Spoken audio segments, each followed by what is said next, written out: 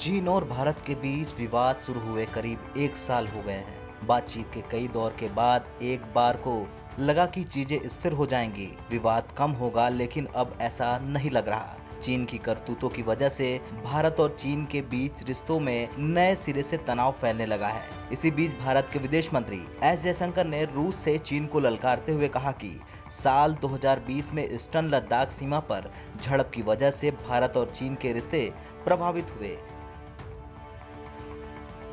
विदेश मंत्री ने कहा, पिछले एक साल के दौरान भारत और चीन के रिश्तों को लेकर चिंता बढ़ी है और चीन सीमा समझौते का कद्र भी नहीं करता है। 45 सालों में पहली बार बॉर्डर पर ऐसी घटना हुई जिसमें नुकसान हुआ, यानी कि साफ है भारत से पंगा लेकर चीन ने सबसे बड़ी मुसीबत मोल ले ली है।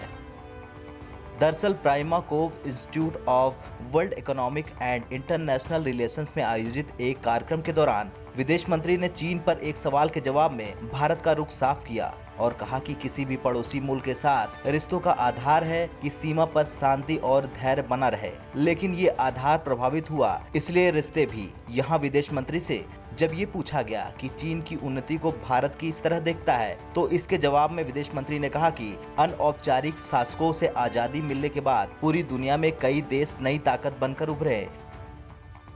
चीन एक अपवाद है और वो इस ट्रेंड का एक बड़ा हिस्सा भी है। जयशंकर ने कहा कि भारत चीन का पड़ोसी है और चीन की उन्नति भारत को प्रभावित करती है। चीन की उन्नति रूस और ब्रिक्स को भी प्रभावित करती है। लेकिन इसके बाद भारतीय विदेश मंत्री ने वो कहा जिसे सुनकर चीन सहित उसको चाहने वाले मित्र देश उसके हिल जाएंगे। दरअसल विदेश मंत्री ने आगे कहा कि पिछले 40 साल से चीन और हमारे रिश्ते स्थिर हैं। चीन हमारा दूसरा सबसे बड़ा इकोनॉमिक पार्टनर है। अपने संबोधन के दौरान विदेश मंत्री ने कहा कि रूस के साथ भी भारत की रणनीति, डिप्लोमेटिक और सांस्कृतिक संबंध काफी जरूरी है।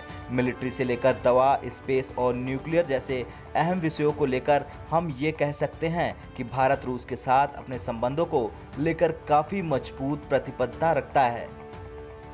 खैर, चीन हॉट स्प्रिंग गोगरा और देपसोंग इलाकों में अपने सैनिकों को पीछे करने को तैयार नहीं है।